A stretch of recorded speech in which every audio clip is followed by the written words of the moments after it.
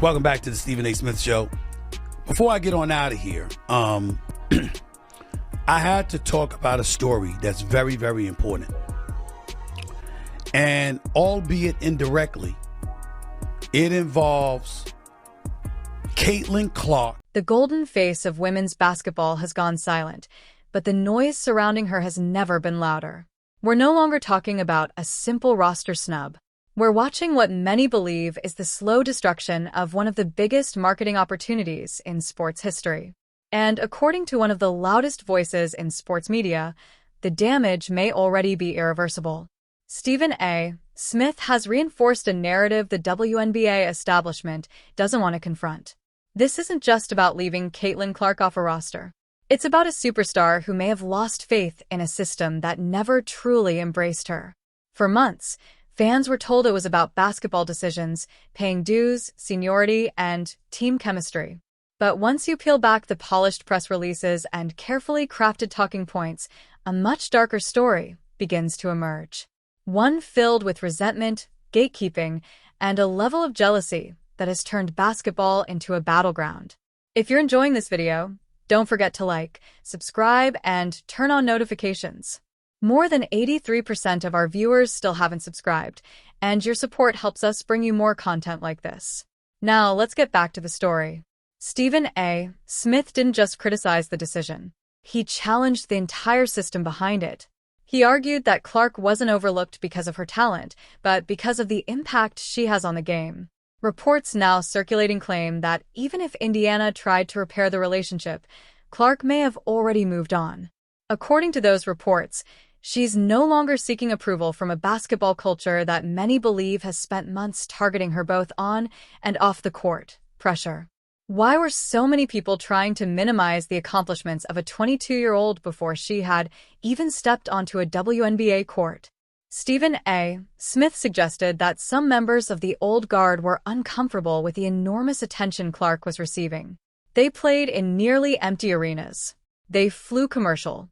They spent years building the league with limited pay and little recognition. Then a rookie from Iowa arrived with sold-out crowds, charter flights, and multi-million-dollar endorsement deals before completing her first professional season. While jealousy is a natural human emotion, history shows that many veteran athletes usually welcome the superstar who grows the sport. When Tiger Woods transformed golf, fellow golfers benefited from larger prize pools and greater exposure.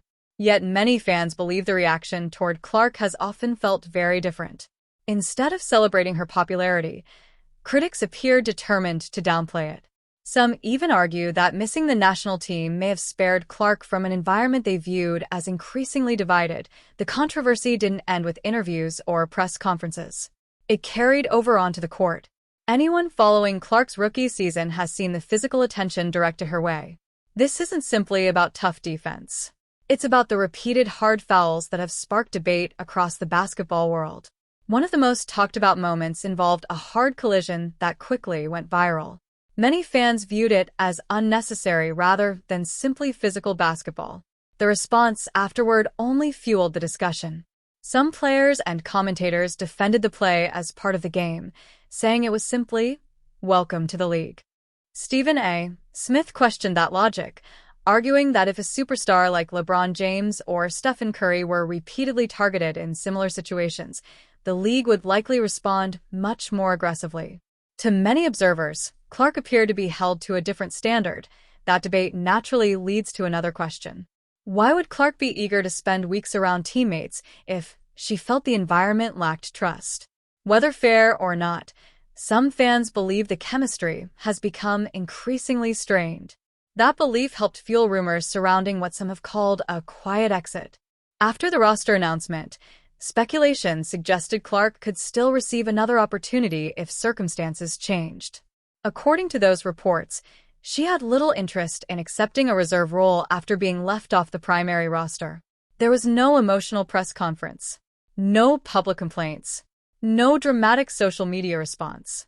She simply stayed quiet. Stephen A. Smith hinted that Clark understands her value better than ever. Her brand no longer depends entirely on one team or one tournament. If anything, Many believe organizations now benefit more from her popularity than she benefits from theirs. That silence may have spoken louder than any interview. Rather than arguing publicly, Clark reportedly stepped back while the conversation continued around her. Some expected her to fight for a spot. Instead, she appeared content to move on. Whether intentional or not, that decision placed even greater focus on the numbers.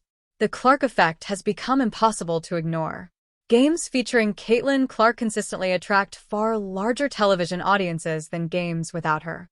Teams have moved matchups into larger NBA arenas simply to meet ticket demand whenever she visits. Wnba Smith emphasized that television drives professional sports, and broadcasters invest millions because they expect audiences to follow the biggest stars. From that perspective, leaving one of the sport's biggest attractions out of major events isn't just a basketball decision, it's a business decision. And that's why the conversation has grown beyond basketball itself. Many fans believe the league now faces a cultural crossroads. Some argue the WNBA still operates like a close-knit circle where newcomers are expected to earn acceptance before receiving full support. Others reject that criticism entirely. Regardless of which side people take, one fact remains difficult to dispute. Caitlin Clark has become one of the biggest attractions in women's basketball, and every major decision involving her now carries consequences that extend far beyond the court. In the off-season, players train together overseas. They compete together, travel together, and build strong relationships. Caitlin Clark represents something entirely different.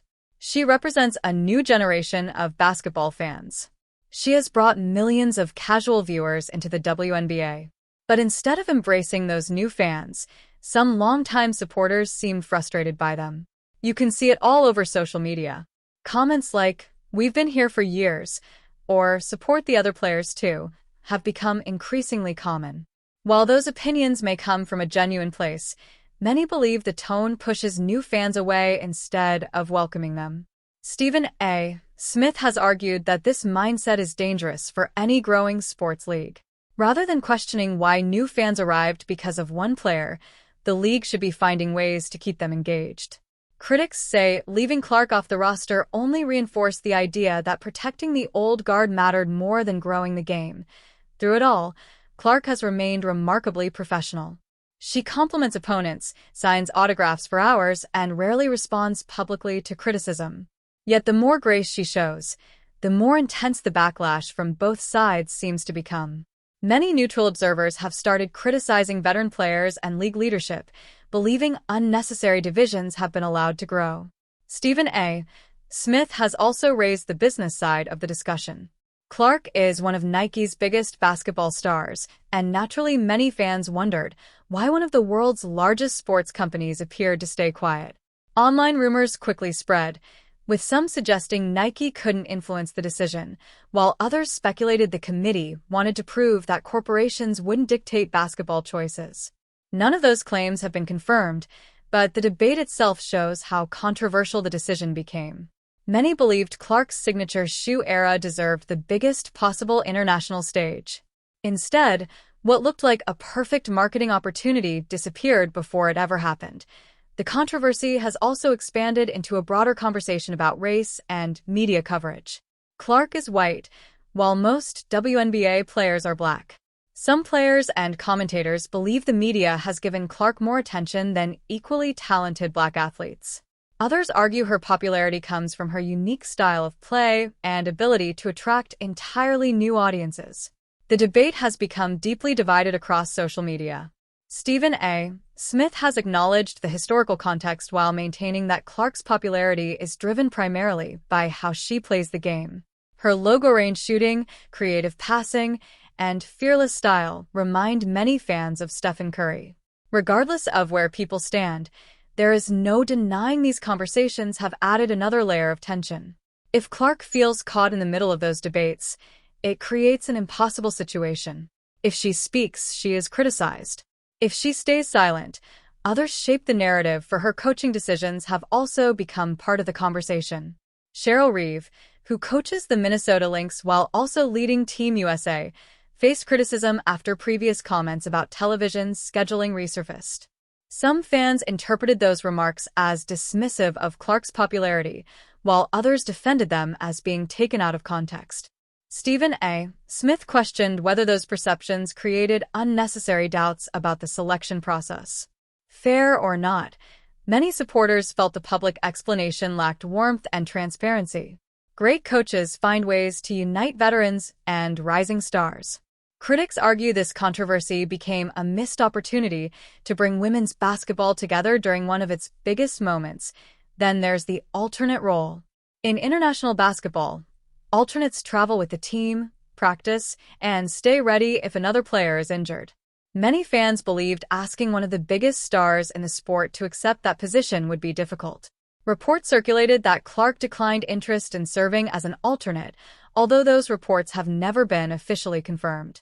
If true, supporters viewed it as a decision based on self-respect rather than frustration. Stephen A. Smith has repeatedly argued that elite athletes should understand their own value.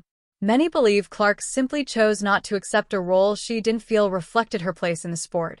Whatever side you take, one thing is undeniable. This story has become much bigger than one roster decision. It has sparked debates about leadership, business, marketing, media coverage, player treatment, and the future of women's basketball itself.